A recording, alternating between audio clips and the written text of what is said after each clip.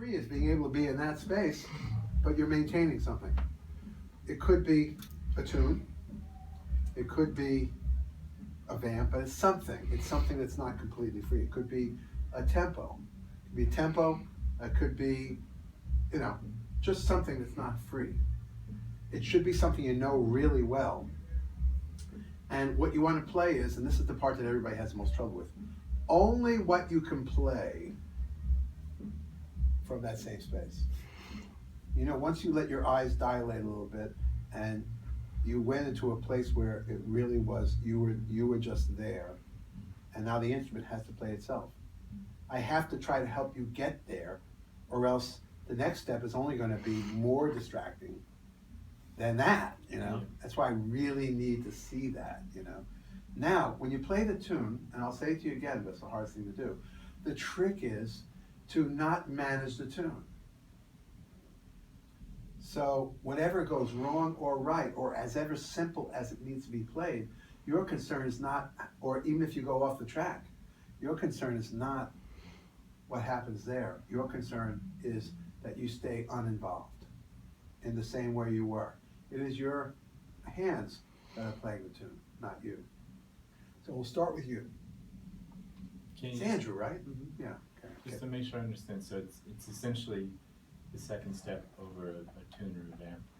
It's the second. It's the first. It's the energy you were introduced to in the first step. You learned movement in the second step. You remember, movement itself was suddenly beckoned you to want to take control again, right? First, it got to the point where one note was great, and always don't be afraid to go back to the first step if you're not sure you're there anymore. Because the first step gives you all the opportunity to get out of the way, make a note. Then we moved around. Moving around tries to suck you into making choices. And when that happens, you drop the instrument.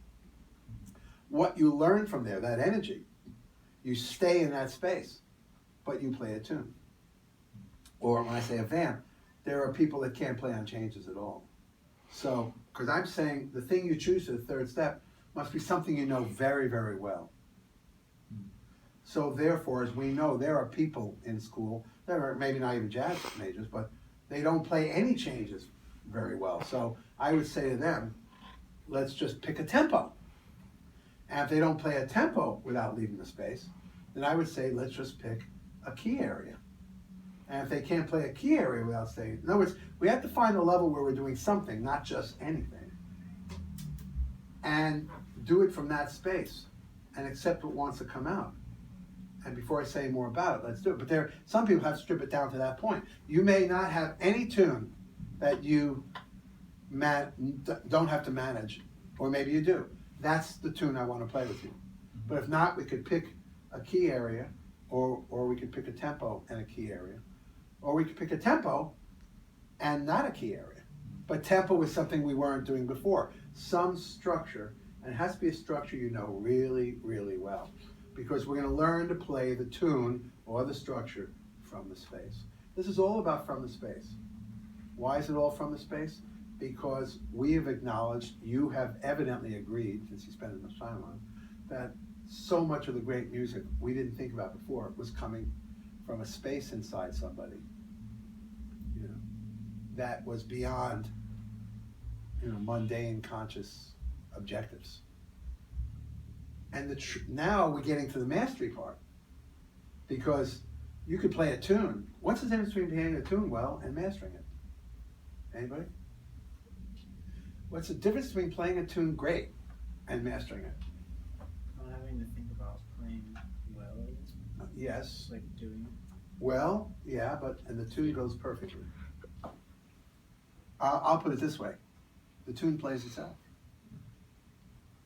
The tune plays itself. So mastery, now say, wow, I know what it feels like to be in the master space in the first and second step. And I know that that's so real coming from me. What can I play from that? That is a thing of some kind.